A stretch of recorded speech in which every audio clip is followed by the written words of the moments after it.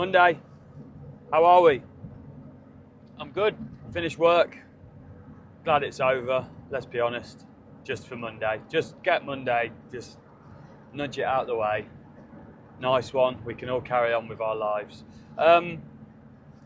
Yeah, I was thinking about recovery over the weekend and what I consider my recovery to mean. And I think the thing about sobriety, mental health, life, really, everything is just a label that doesn't matter. Like, everyone's desperate to have a label and a definition and a reason why something happened and certainty that that is that. Why are you doing that? What caused this? And some things in life just aren't like that. And I think recovery, or whatever you want to call it, a journey of going from being an alcoholic to not, or being a long-term criminal to not, and becoming rehabilitated, whatever. It's not this like just A to B thing that is the same for everyone, especially with drugs and substances and mental health stuff. Everyone, you can't tell me that one brain is the same as the other. And that's the problem that a lot of people fall into, especially coaches and mentors and that sort of thing. It's like, what worked for me will work for you because it worked for me. And it's like, well, no, because I actually grew up with a completely different set of rules to you and different finances and different everything. And I'm a different person. I'm from Sri Lanka and you're from Abasok. I'm not from Sri Lanka. Anyway, what recovery is to me, and that, again, that is just a word. I used to think it just meant someone who's got a problem and they just get over that problem. Like whether through medication or a rehab or a hospital or a physio, like recover, you just recover from the illness or the ailment, whatever you want to call it. And in my case, just stop drinking, and that is you've recovered as an alcoholic. That's what I used to think. I didn't really used to think about it that much. But anyway, when I did stop drinking, the initial period of just not drinking, I then was like, this must be recovery, like just finding it hard and white knuckling cold turkey on not drinking, and that's you recovering. But I realised it wasn't. That was just what I had to do in order to start recovery. And what I've realised recovery is becoming the person I was always supposed to be. Deep one, I know. But it's true. I have now becoming or finding the things I was always supposed to enjoy and be, like good and bad. Because alcohol specifically for me had some really like handy uses to tone down the parts of my personality and brain that required turning down, because I hadn't learned any other way to manage them. So I was like, obviously subconsciously, I hadn't actually thought this, but I was just, if I drink, I don't have to face these issues that arise. You just put the fire blanket over it. And obviously it doesn't work long term. Unfortunately, there comes a day where the fire just takes over and you're like, oh shit, snookered. Oh well, I'll quit drinking. So anyway, you begin finding these pieces of who you were. And I feel like basically you go back to whatever age it was that you started properly drinking for me.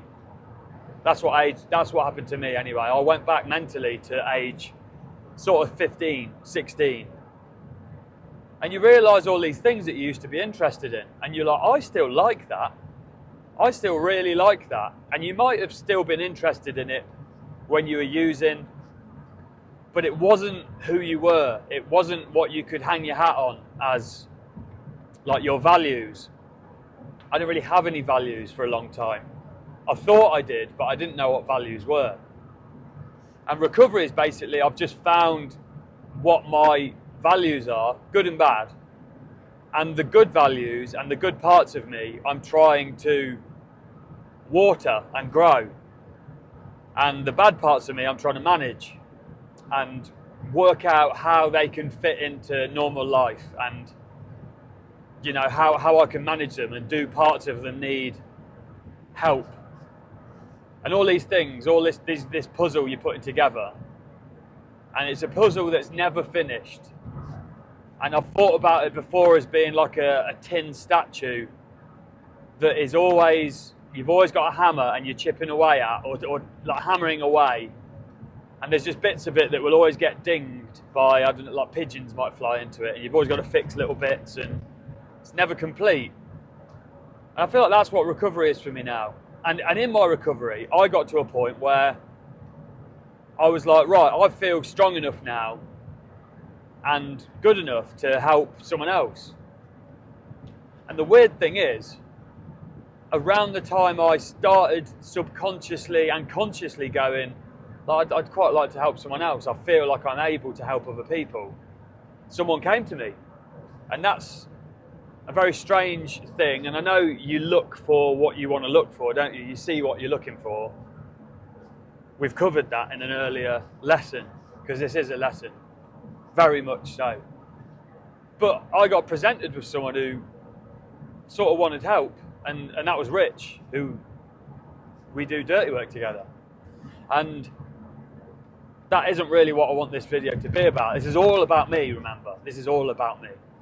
No, he came to me out of the blue sort of thing, and I was like, wow, like, and the thing about recovery is having someone with you, regardless of what stage they're at compared to you, it is crucial, because you've got someone to talk to. No matter how sober you are or how good you are mentally, having someone to talk to, and again, we've covered this in an earlier lesson, having someone real to talk to is imperative to a long, sustainable sort of happiness and peace. So yeah, that's what recovery is. You get to a point where your values you want to promote, you then want to sort of instill that in other people. And I feel like I'm doing that now, which is really, really nice, and really, I don't know what the word is, it just fills me with contentment, I think.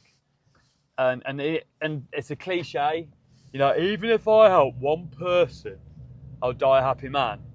But that's actually how you feel when you've been doing all this. It's actually how you feel, is if I've helped one person, which I have, even just for a short amount of time, it's great. That is great. That's better than any sort of rugby accolade I've ever had, or anything else I've ever achieved. Just being able to help someone in a real life way is very rewarding. And recovery is now just this concoction of different parts of managing positive parts of me and putting them to use in other parts of the world.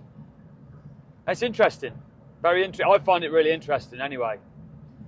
I've never been able, you can never work it out and go, that's it. Like, it's just a constant learning process, really. And I'd like to say I'm not addicted to it, because I don't think I am. It's not an addiction. I know what addiction feels like, and it's out of control, and it's rubbish. It is rubbish. This isn't addiction. This is an interest that I am passionate about. And what better thing to be passionate about than helping people? It's brilliant. I'm basically Mother Teresa. See you later.